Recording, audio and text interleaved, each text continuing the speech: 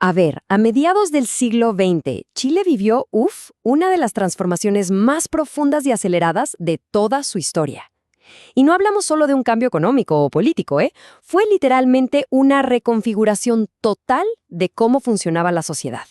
Así que bueno, vamos a meternos de lleno en este periodo para entender de dónde viene el Chile de hoy. Y todo, pero todo, arranca con 3 palabras: pan, techo y abrigo. Así de simple. Este no era un simple eslogan de campaña de Pedro Aguirre Cerda, para nada. Era el eco de una necesidad humana, de lo más fundamental, que retumbaba por todo el país. Piénsenlo, era la promesa más básica y, justo por eso, la más poderosa que se podía hacer en ese momento. Claro, y esto nos deja con la pregunta clave de todo este análisis, ¿no? O sea, ¿qué estaba pasando en Chile para que algo tan básico, tan esencial, se convirtiera en la principal demanda política? La respuesta, créanme, nos va a mostrar a una nación que estaba literalmente hirviendo por dentro. Bueno, entremos en materia. La respuesta a esa pregunta empieza con uno de los cambios demográficos más gigantescos en la historia del país. De repente, Chile entero se puso en movimiento. Literalmente. Fíjense en esta comparación, es súper reveladora. A partir de los años 30, Chile empieza a dejar de ser ese país mayormente rural, agrícola. Millones de personas se mueven del campo a la ciudad buscando un futuro. Y con eso crean una realidad totalmente nueva. Pasamos de una estructura social que parecía estable a un mosaico urbano, mucho más dinámico y, por supuesto, mucho más complejo. Claro, porque esta migración masiva a ciudades como Santiago creó un mundo nuevo. Por un lado, estaba lleno de promesas, de oportunidades, pero por otro, estaba cargado de desafíos enormes. Era casi un arma de doble filo. La vida en la ciudad era algo radicalmente distinto a lo que la gente conocía.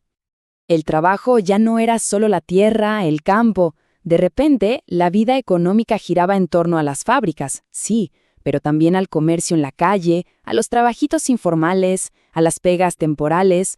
Y esto es clave, ¿eh? Para muchísima gente, esta nueva vida laboral era súper precaria, muy inestable. Estaba a años luz de esa seguridad que tanto anhelaban. Y la pregunta es, ¿dónde vivía toda esta gente nueva? Pues la respuesta está en una palabra: la periferia. Esas zonas que crecían de forma explosiva en los bordes de las ciudades. Muchas veces eran campamentos improvisados, sin lo más básico de lo básico, ¿eh? Hablamos de no tener agua potable ni alcantarillado. Esta es la cara, la manifestación física de ese crecimiento tan vertiginoso. Y por si fuera poco, estaba la economía. Miren ese número, 84%. Esa fue la inflación máxima que se alcanzó en 1955. Un 84%. A ver, ¿se pueden imaginar lo que era la lucha diaria de una familia para conseguir ese pan, techo y abrigo con una inestabilidad económica así de brutal? Era una locura. Pero bueno, ante esta realidad tan nueva y tan dura, la gente no se quedó de brazos cruzados. Y aquí es donde la historia se pone de verdad interesante. La gente común y corriente empezó a organizarse, y lo hizo de formas totalmente nuevas para exigir soluciones, para reclamar lo suyo. Y esta línea de tiempo lo muestra perfecto. Vemos cómo empiezan a surgir nuevos actores sociales, pero con una fuerza impresionante. Los estudiantes, los pobladores de la periferia, los campesinos y, ojo, de manera muy destacada, las mujeres. Ya no eran gente que esperaba que las cosas pasaran. Ahora eran protagonistas, los que hacían que las cosas pasaran. Miren, el caso del voto femenino es un ejemplo ideal. No fue un regalo que cayó del cielo, para nada. Fue el resultado de décadas de lucha, de organización.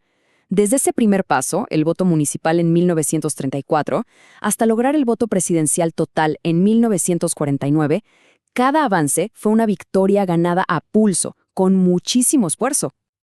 Ok, entonces, con todo este caldo de cultivo, ¿cómo reaccionó el sistema político? Ante esta presión social tan gigantesca que venía desde la base, el Estado no tuvo más remedio que responder. Ahora, las respuestas que se propusieron, eran muy distintas entre sí. El mapa político básicamente se partió. Aparecieron grandes proyectos, grandes ideas que competían por dar una solución a la crisis.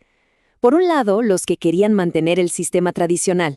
Por otro, la revolución en libertad de la democracia cristiana. y también la vía chilena al socialismo de la Unidad Popular. El país, en ese momento, era un verdadero laboratorio de ideas políticas. Y ojo, que no se quedaron solo en ideas, ¿eh? Se tradujeron en acciones muy concretas. Como se ve en la tabla, distintos gobiernos impulsaron reformas gigantescas para tratar de atacar los problemas de raíz. Ahí está la reforma agraria, que buscaba cambiar el campo para siempre. Otros proyectos se enfocaron en la vivienda, en programas sociales o directamente en cambiar la estructura de toda la economía. Entonces, cuando miramos hacia atrás, es evidente que este periodo, con todo lo movido que fue absolutamente clave. Fue fundacional. En esas décadas de mediados del siglo XX se pusieron los cimientos del Chile que existe hoy. La idea central es esta. En poquísimas décadas, el país dio un giro de 180 grados. Y el legado más importante de esa época no son solo las leyes o los edificios, ¿saben? Es la aparición de una nueva conciencia política, de nuevas maneras de organizarse como sociedad que, de una forma u otra, siguen presentes hasta hoy. Y todo esto nos deja con una última pregunta, para que quede ahí, dando vueltas. ¿Será que se puede trazar una línea directa entre esas luchas por pan, techo y abrigo y las demandas sociales que vemos hoy? No solo en Chile, sino en tantas partes del mundo. Porque la historia, como acabamos de ver, casi nunca es solo cosa del pasado.